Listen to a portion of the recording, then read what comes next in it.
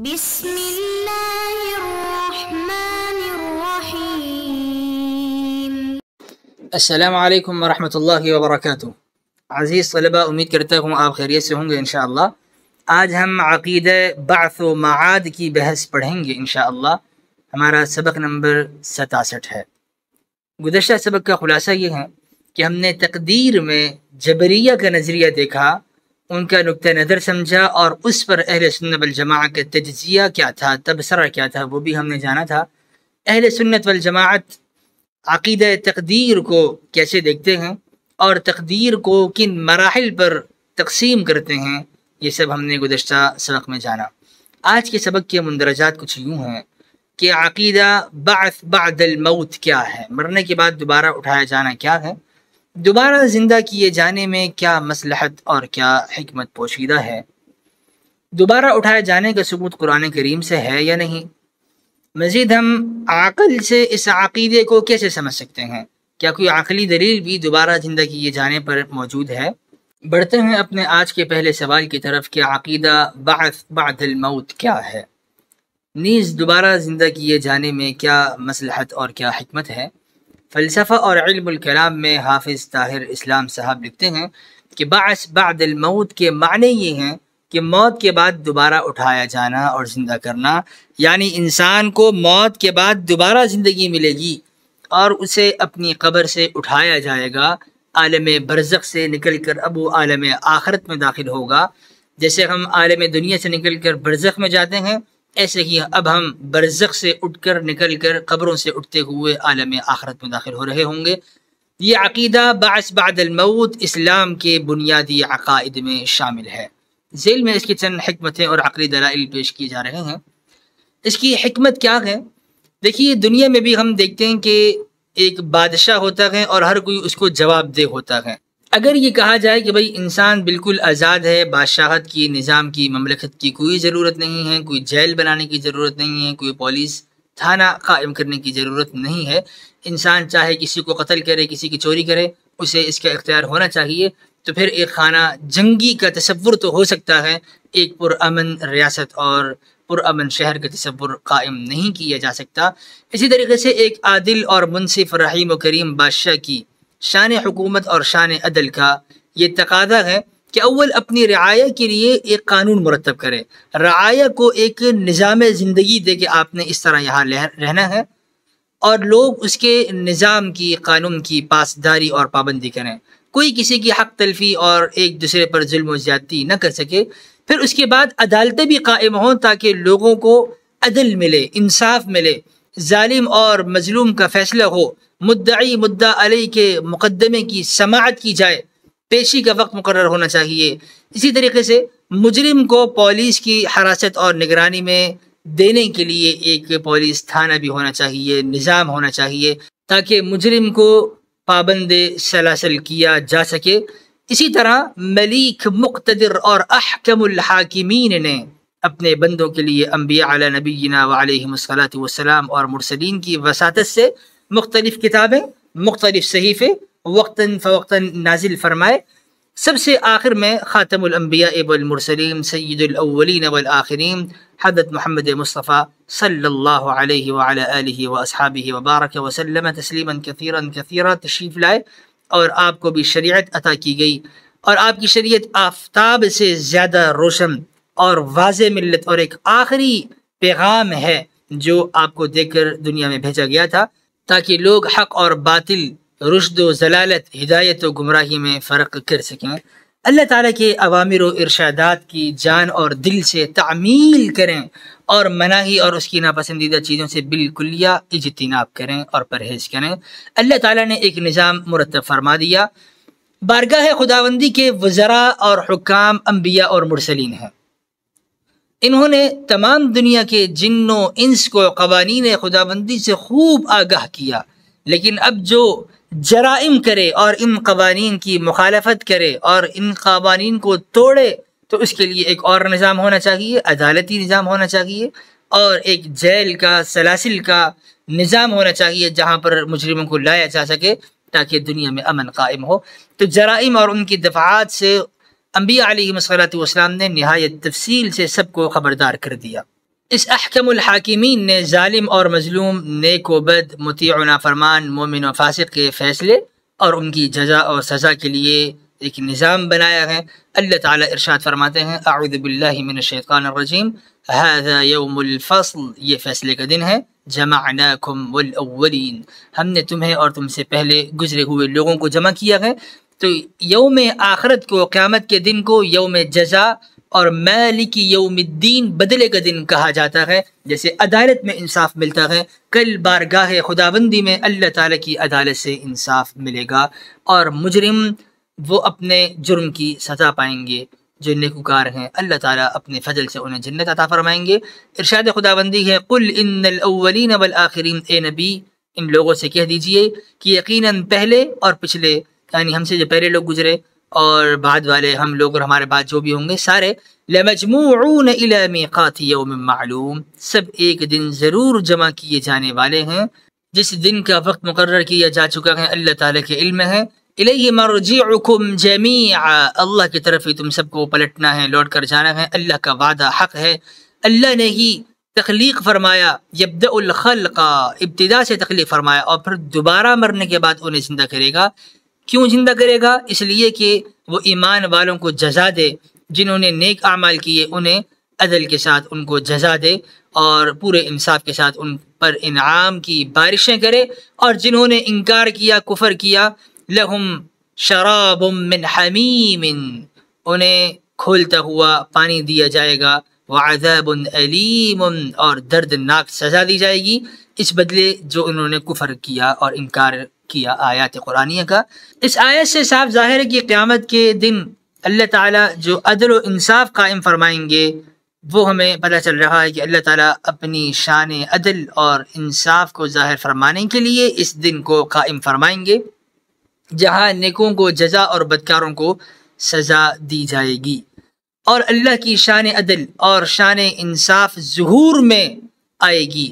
اور جب قیامت کے دن یہ تمام مقدمات پیش ہوں گے، اس وقت عمر بھر کے تمام اقوال و افعال، حرکات و سکنات جو خدائی خفیہ پولیس یعنی کرامن کاتبین نے قلم بند کیے تھے، وہ سب سامنے رکھ دیے جائیں گے، اعمال نامے کھول دیے جائیں گے۔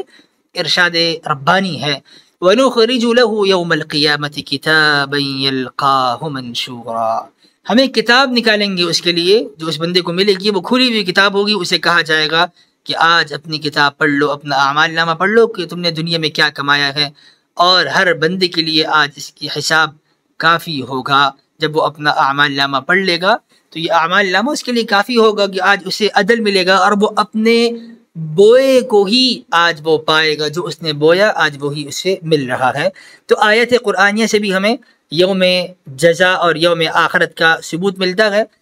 مرنے کے بعد دوبارہ اٹھائے جانے پر کوئی عقلی امکان بھی ہے یا نہیں؟ عقل اس بارے میں کیا کہتی ہے؟ تو دیکھیے، موت کے بعد کوئی دوسری زندگی ہے یا نہیں، اور ہے تو کیسی ہے، یہ ہم عقل سے کیسے سمجھ سکتے ہیں؟ یہ سوال ہمارے علم کی رسائی سے بہت دور ہے۔ ہمارے پاس تو وہ آنکھیں نہیں ہیں جن سے ہم موت کے باہر دیکھیں، ہم تو اپنی ان آنکھوں سے اس دیوار کے پیچھے نہیں دیکھ سکتے، ہم اپنی ان آنکھوں سے رات کے اندھیرے میں واضح نہیں دیکھ سکتے، تو ہم موت کے بعد کیسے دیکھ سکتے ہیں؟ ہمارے پاس تو وہ کان نہیں ہیں جن سے ہم مرنے کے بعد کی آواز سنیں، ہم تو ایک خاص پیمائش اور ایک خاص فاصلے کی بات کی آواز نہیں سن سکتے، ہم کوئی ایسا آلہ بھی نہیں رکھتے جس کے ذریعے سے ہم تحقیق کر سکیں، معلوم کر سکیں کہ مرنے کے بعد کیا ہوتا ہے اور ادھر کچھ ہے بھی یا نہیں، اس عالم میں کیا ہے کیا نہیں ہے۔ اور اگر بات کریں سائنس کی، سائنس بے شک وہ چاند پر پہنچ جائے، سائنس بھی اس بارے میں ہمیں کوئی جواب نہیں دے سکتی، چونکہ یہ سوال ایسا ہے جو سائنس کے دائرے سے قطعی طور پر خارج ہے۔ سائنس کا نام لے کر اگر کوئی یہ کہے کہ موت کے بعد کوئی زندگی نہیں ہے تو وہ غلط بات کر رہا ہے، چونکہ سائنس نے نہ اس زندگی کو ثابت کیا ہے اور نہ ہی سائنس اس زندگی کا ابطال اور انکار کر رہی ہے۔ موت کے بعد کیا ہے کیا نہیں ہے، سائنس بالکل خاموش ہے، چونکہ یہ سائنس کے دائرۂ کار سے ہی خارج ہے۔ اگر ہم بات کریں کہ عقل سے ہم اس چیز کو سمجھ نہیں سک رہے تو کیا ہمیں انکار کر دینا چاہیے؟ بالکل نہیں۔ ہم جب عقلی حیثیت سے کسی چیز کو نہ سمجھ سکیں اور ہمارے پاس کوئی ذرائع نہ ہوں تو ہم نفی اور اس بات دونوں میں خاموش رہیں، یہ بہتر ہے۔ انکار کرنا یہ عقلاء کا کام نہیں ہے۔ جب ایک چیز عقل میں نہیں آ رہی تو سکوت کر لیا جائے، لیکن جب اسی چیز کا تعلق ہماری عملی زندگی سے ہو تو ہمارے لیے اس کے سوا کوئی چارہ نہیں رہتا کہ یا تو انکار پر اپنا طرز عمل قائم کریں یا اقرار پر۔ مثلا ایک شخص ہے جسے آپ جانتے ہی نہیں ہیں، اس شخص سے آپ کا کوئی سابق معاملہ بھی نہیں ہوا کہ آپ نے اس سے کوئی لین دین کا معاملہ کیا ہو، اب وہ ایماندار ہے، امانت دار ہے، یا وہ خائن اور جھوٹا شخص ہے، آپ کا کوئی معاملہ بھی نہیں ہوا، تو آپ مجبور ہیں اس بات پر کہ یا تو آپ اس سے معاملہ کریں تاکہ آپ اس کی امانت داری کو یا بے ایمانی کو سمجھ سکیں کہ یہ خائن ہے یا امین ہے، اور اگر آپ معاملہ نہیں کرتے تو آپ خاموش ہو سکتے ہیں اور اس کے معاملے کو مشکوک سمجھ سکتے ہیں۔ جب تک آپ نے کوئی معاملہ نہیں کیا تو اس بارے میں اور اس شخص سے متعلق کوئی رائے آپ قائم نہیں کر سکتے، اور عملی رویہ کبھی شک پر قائم نہیں ہوتا، اس کے لیے ہمیں اقرار یا انکار بہرحال کرنا ہی ہوتا ہے۔ خلاصہ کلام یہ نکلا کہ عقلی طور پر اگر ہم قیامت کو ثابت نہ کر سکیں تو اس کا انکار بھی نہیں کیا جانا چاہیے، اور جب ہم عملی طور پر اس سے کوئی معاملہ کریں گے تبھی اس کا اقرار یا انکار کرنا بنتا ہے۔ عقیدہ حیات بعد الموت کی اہمیت کیا ہے؟ مرنے کے بعد دوبارہ کیوں اٹھایا جا رہا ہے؟ اور ایک انسان جب مر گیا تو اس میں اس کی ہڈیاں بوسیدہ ہو گئیں، مشرکین نے یہی سوال اٹھایا تھا کہ کیا ہم دوبارہ زندہ کیے جائیں گے جب ہماری ہڈیاں بھی رمیم بن جائیں گی، بوسیدہ ہو جائیں گی؟ تو اللہ تعالیٰ نے فرمایا کہ قل یحییھا الذی انشأھا اول مرہ، کہہ دیجیے کہ وہ اللہ اسے زندہ کرے گا، ان بوسیدہ ہڈیوں کو دوبارہ جمع کرے گا جس نے پہلی مرتبہ زندہ کیا تھا اور بنایا تھا۔ پہلی مرتبہ جس نے تخلیق فرمایا وہ بنانے کے بعد، فنا کرنے کے بعد دوبارہ تخلیق کرنے پر قادر ہے۔ اب یہ سوال کہ زندگی کے بعد موت اور پھر موت کے بعد دوبارہ زندگی، یہ ایک فلسفیانہ سوال نہیں ہے بلکہ ہماری عملی زندگی سے اس سوال کا بڑا گہرا تعلق ہے۔ دراصل ہمارے اخلاقی رویے کا سارا انحصار اسی سوال پر ہے۔ اگر میرا یہ خیال ہو کہ زندگی جو کچھ ہے بس یہی دنیاوی زندگی ہے اور اس کے بعد کوئی دوسری زندگی نہیں ہے تو میرا اخلاقی رویہ کیا ہوگا؟ اور اگر میں نے کہیں کسی کو جواب دینا ہو، کل کسی زبردست بارگاہ میں مجھے جواب دہ ہونا ہو، تو پھر میرا اخلاقی رویہ کیا ہوگا؟ اسی اہمیت کو ہم ایک مثال سے سمجھتے ہیں، اور وہ یہ کہ دو بندے اسلام آباد سے کراچی کا سفر کرتے ہیں۔ ایک تو یہ سمجھتا ہے کہ میں کراچی پہنچوں گا، میرا سفر ختم ہو جائے گا اور وہاں کوئی پولیس، کوئی عدالت، کوئی قانونی ادارے کچھ بھی نہیں ہوں گے اور میں سب کی دسترس سے باہر ہوں گا۔ اس بندے کا اخلاقی رویہ یقیناً اس بندے کی طرح نہیں ہو سکتا جو یہ سمجھتا ہے کہ میں اسلام آباد سے کراچی جا رہا ہوں اور کراچی پہنچ کر میں ایک ایسی جگہ پر ہوں گا جہاں کا فرمان روا ہے، جہاں میں ہر بات کا جواب دہ ہوں، جہاں خفیہ ریکارڈ موجود ہے، جہاں قانونی ادارے موجود ہیں، جہاں عدالتی نظام موجود ہے، میں ان کو جواب دہ ہوں کہ میں نے کیا کیا اور کیا نہیں کیا، میری سابقہ ساری کارکردگی ان کے پاس موجود ہوگی اور میں جھوٹ بھی نہیں بول سکتا۔ تو ایسے بندے کا اخلاقی رویہ کیا ہوگا جو کل کسی کو جواب دہ ہونے کا اعتقاد رکھتا ہو؟ اس سے ہمیں یہ معلوم ہوا کہ موت کے بعد کی زندگی کا سوال محض ایک عقلی اور فلسفیانہ سوال نہیں ہے، بلکہ اس سوال کا ہماری عملی زندگی سے ایک گہرا تعلق ہے۔ اور جب بات یہ ہو کہ ہمارے لیے اس معاملے میں شک اور تردد کے مقام پر ٹھہرنے کا بھی کوئی موقع نہیں ہے چونکہ عملی زندگی سے متعلق ہے، شک کے ساتھ جو رویہ ہم زندگی میں اختیار کریں گے وہ بھی لامحالہ انکار ہی کا رویہ ہوگا۔ لہذا ہم بہرحال اس امر کے تعین پر مجبور ہیں کہ آیا موت کے بعد کوئی زندگی ہے یا نہیں۔ اگر سائنس اس کے تعین میں ہماری مدد نہیں کر سکتی تو نہ کرے، ہمیں عقلی طور پر استدلال سے مدد لینی چاہیے، اور عقل بھی اگر مدد نہ کرے تو نقل تو باہر کیف ہے ہی ہے۔ ہم قرآن و سنہ سے مدد لیتے ہوئے قرآن و سنہ کو ترجیحی بنیادوں پر اس کی آیات کو اپنا اوڑھنا بچھونا بنائیں اور یوم آخرت پر اپنا ایمان اور یقین پختہ رکھیں۔ قرآنی روشنی میں جہاں تک عقلی استدلال کا تعلق ہے وہ ہمیں صرف ہونا چاہیے کہ حد تک ہی لا کر چھوڑ دیتا ہے۔ اب رہا یہ سوال کہ آیا واقعی کوئی ایسا عالم ہے بھی یا نہیں، تو ہماری عقل اور ہمارا علم دونوں اس کا حکم لگانے سے عاجز ہیں۔ اگر عقل سے ہم کسی مثال کے ساتھ سمجھ سکیں تو اچھی بات ہے، لیکن اگر عقل مثال سے بھی سمجھانے سے قاصر ہو تو اور ہم حکم لگانے سے عاجز ہوں تو یہاں پر ہمیں قرآن کریم سے مدد لینی ہوگی۔ قرآن کیا کہتا ہے؟ قرآن کہتا ہے کہ تمہاری عقل اور تمہاری فطرت جس چیز کا مطالبہ کرتی ہے فی الواقع وہ ہونے والی ہے، لہذا موجودہ نظام عالم جو طبعی قوانین پر بنا ہے ایک وقت میں یہ توڑ دیا جائے گا اس کے بعد ایک دوسرا نظام بنے گا جس میں زمین و آسمان اور ساری چیزیں ایک دوسرے ڈھنگ پر ہوں گی، اور پھر ہر شخص، تمام انسانوں کو جو ابتدائی آفرینت سے قیامت تک پیدا ہوئے تھے، سب اللہ تعالیٰ کی بارگاہ میں حاضر ہوں گے، اللہ تعالیٰ کو جواب دہ ہوں گے۔ خلاصہ درس، مرنے کے بعد دوبارہ زندہ کیا جانا قرآن کریم سے ثابت ہے۔ یہ عقیدہ اسلام کے بنیادی عقائد میں سے ہے۔ دنیاوی اخلاقی زندگی کو استوار رکھنے کے لیے اس عقیدے کا اپنانا ناگزیر ہے۔ سائنس اس زندگی کا انکار کرتی ہے، نہ اس بات۔ اس عقیدے کی اہمیت سے کسی بھی طرح انکار نہیں کیا جا سکتا۔